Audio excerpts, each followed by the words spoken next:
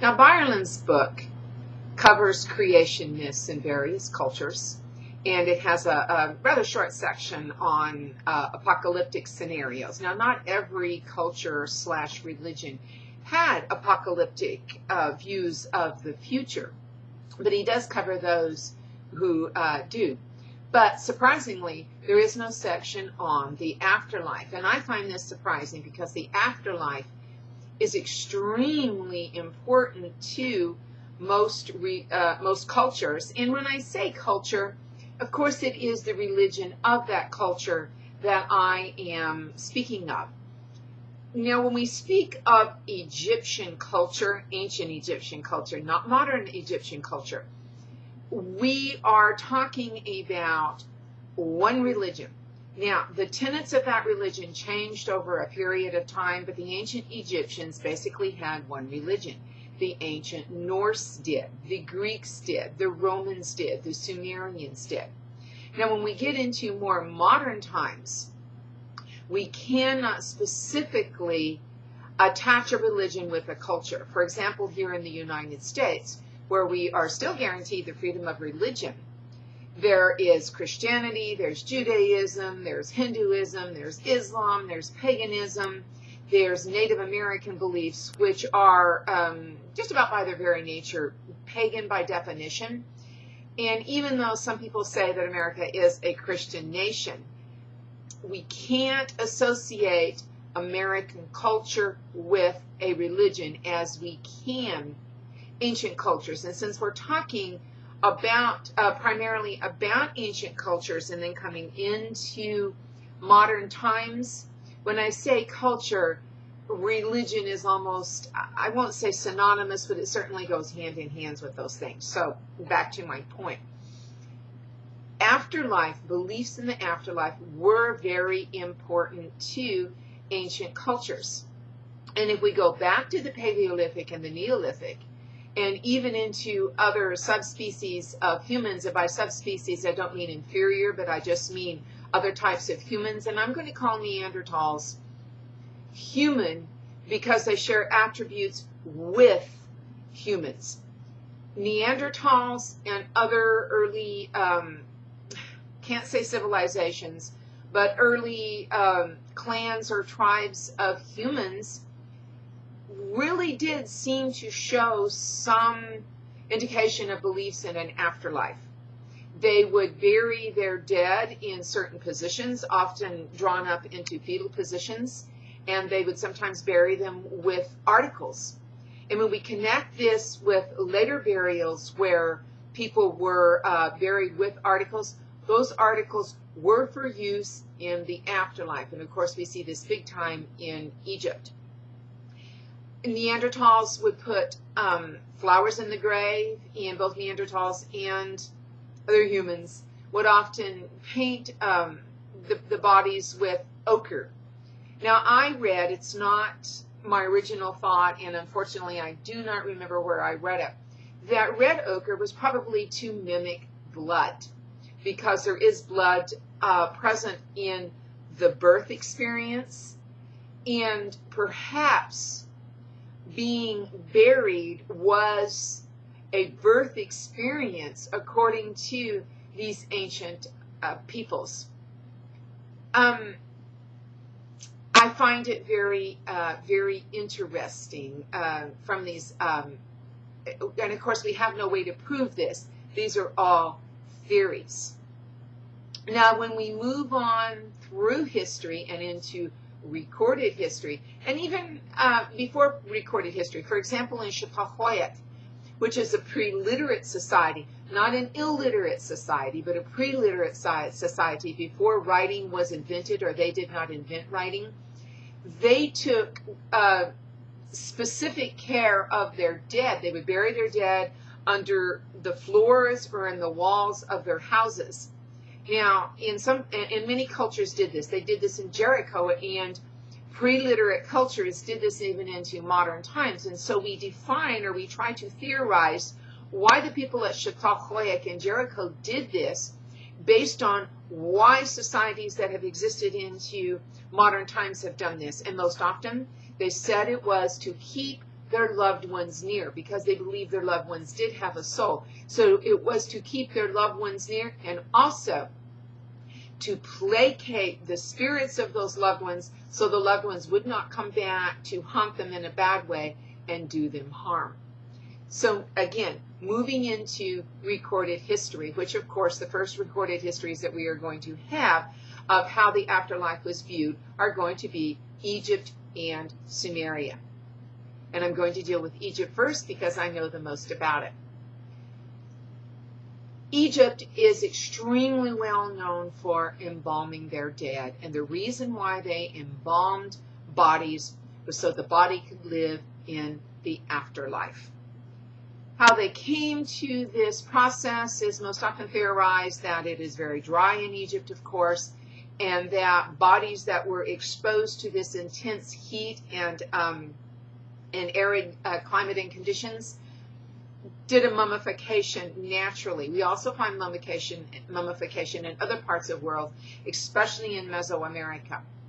But the Egyptians had a very long and complicated process in embalming the body, again in order to preserve it so the soul could live in the afterlife. Now, the Egyptians believed that the soul had either 3 to 5 components, and as I explained before, there are variant myths. And this didn't bother the ancients. It bothers us because we tend to think in a very linear fashion and tend to think that there's only one big truth with a T, but the ancients didn't always think this. So the fact that some Egyptians thought there were 3 components and other Egyptians thought there were 5 components, it's not a contradiction. It's just the way that they thought.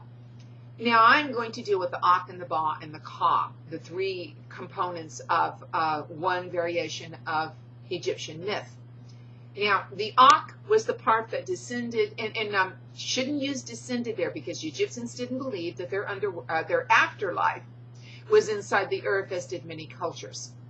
But you had the Ba and the Ka, one of which stayed in the tomb and needed food and water in order to keep living, and then the other one was able to go out and traverse the country, and that's where, if Egyptians had a belief in ghosts, that is where that belief would have come. By the way, all the movies that you've seen about mummies totally and utterly have no basis in fact as far as Egyptian beliefs go. The Egyptians mummified people in order for them to live in the afterlife. They would not have mummified somebody that had done something really, really, really, really evil or bad, because they wouldn't have wanted to give that person a chance to live in the afterlife. What they would have done to that person is they would have thrown his or her body out to the jackals in order to be torn apart, so that person would have no chance of existing in the afterlife. But back to the components of the soul. So you have the 3 components of the soul. And without all 3 of these components, the Ak could not exist in the afterlife. And their name for the afterlife was Tuat with a T or Duat with a D, and it was located someplace to the west. West is most often associated with death and east with birth, because the sun rises in the east, sets in the west. Ra rides his solar barge from east to west, enters a gateway somewhere out there in the west, and then would traverse through the afterlife, the other world at night to emerge the next morning. So, 3 components of the soul, all of them needed to exist, and the one that stayed in the tomb needed a repository in which it could exist, or it would cease to exist. Therefore, the mummification of the body. It was not the mummified body that went into Tuat or Duat. The mummified body was the house for that part of the soul to live in. In a pinch, a statue would do, a painting was due. But the best thing was the mummified body. It wasn't going to live in anybody else's mummified body or exist in inhabit anybody else's mummified body. But a statue of the person, yeah, because that was important. The likeness was important. The ancient Egyptians also believed that as long as somebody spoke your name, your chances of living in Tuat were much better. And even if it was written down, because Egyptians believed the word was the thing. A thing could not exist without having a name. So if your name continued to exist, you continue to exist. This is why in Egyptian tombs and other places, we will often see secret places where names were written. This is also why workers on the tombs and the monuments would inscribe their names in places, because it meant they had a better chance of existing in the afterlife. Now, for a very long time, it was only the pharaoh who could go to Tuat and live with the gods. And this was because the pharaoh was king on earth. He was a god. And when he died, he went to live with the other gods. Now, I don't remember if it was in the 15th or 16th dynasty, and yes, I know that I should be checking all these dates before I do these videos. It started to change. And then the family of the pharaoh were able to live in Tuat or Duat. And then he needed slaves, so the slaves could live in Tuat. Now, also, they would create statuary, small statuary of slaves, etc., and they would also help wait on the pharaoh in the afterlife. We also did see this in China, and of course the terracotta army is the one that is most notable of that.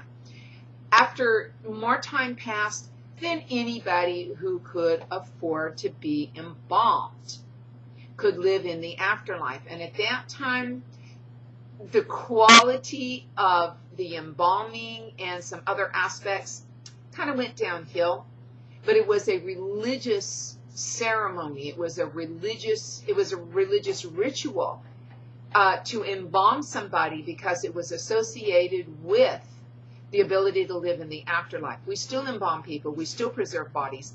A part of that is linked to Christianity's belief in the actual physical resurrection of the body. And even the Catholic Church debated over whether cremation was acceptable because there was no body. And finally, they decided that they would go with creation being acceptable because many saints had been burned. And if a body was absolutely necessary, then it meant these saints weren't going to be able to be resurrected. The Egyptians believed in different levels of Tuat. And basically, whatever you did in this world was what you were going to do in the next world. So the pharaoh would go on being pharaoh. If you were a field worker, you went on being a field worker. Pretty much the same. There was later, not early on, but later, there were the fields of Hotep. That's one name for it, in which really good people got to go. But there are many variations on what Tuat was like.